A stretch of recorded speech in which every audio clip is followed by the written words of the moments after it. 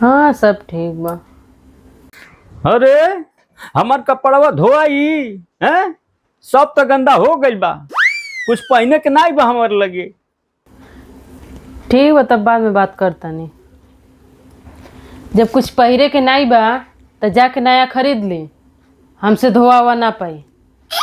अच्छा ठीक बा, ते बतियाऊ मोबाइल पे। हाँ आवे दे हमरे बाबू के, जब तोर शिकायत करब न तब बे ते सुधरबे। आवे देते आवे दी, देखा तनी के का पहले शिकायत सुने नहीं। अभी मजा आएगा ना भिड़ो। ए बाबू आ गइल। हई देखा हमार एक को काम नहीं जी, ई खाली हमके एकदम से परेशान करते रहता ने।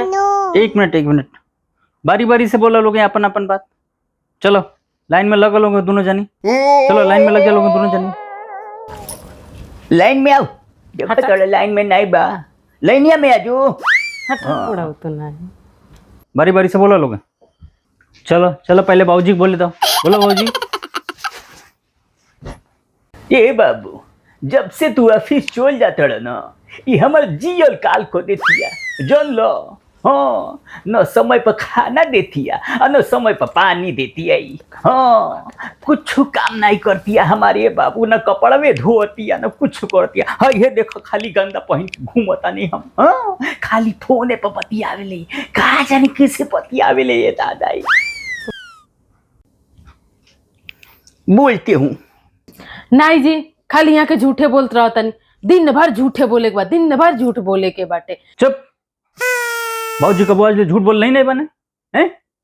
बाबूजी झूठ बोलता नहीं, ये सही बोलता रही हैं। तो से बाबूजी का कपड़ा लेने धोआ पाता हैं? को कपड़ा बाबूजी पहने ना हैं? दो को कपड़ा पहने ना, खाली एगो ऊपर एगो नीचे। सही बोलते हैं ना बाबूजी। हाँ, ये दोनों कपड़ा ने धोआ पाता तो से हैं? बड़ा बेकार मेहरा हुआ ये। चलो।